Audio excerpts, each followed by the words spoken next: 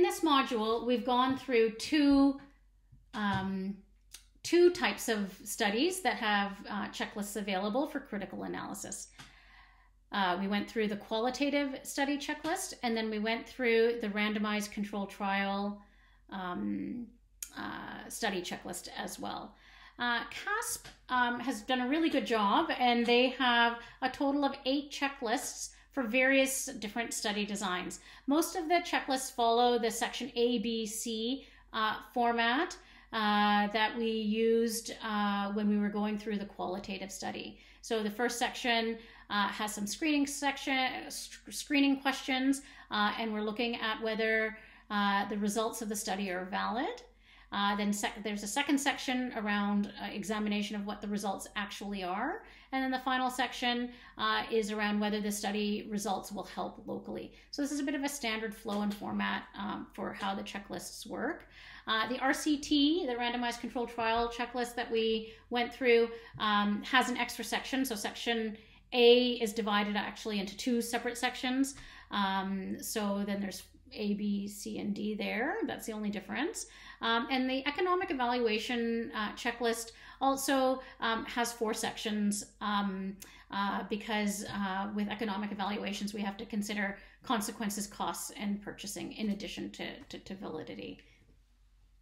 But overall, this is a really nice tool that you can have available for you when you're reading a research study or trying to evaluate the literature, especially if you're trying to think about how it applies to your own context. So the checklists are a great tool for critical appraisal. There was one thing that was missing from the checklist that I thought might be an interesting thing to do some self-reflection around. And we did, in the discussions that I went through in going through the checklist, some of these did come out. But I thought it would be interesting to reflect on what some barriers and facilitators might be to both consuming or conducting research studies during a global emergency, like during a pandemic might be. We will be having a few coffee chats within a few weeks of launching the modules. So perhaps that can be a point for us to discuss during some of those coffee chats. Thanks so much for participating in this research module.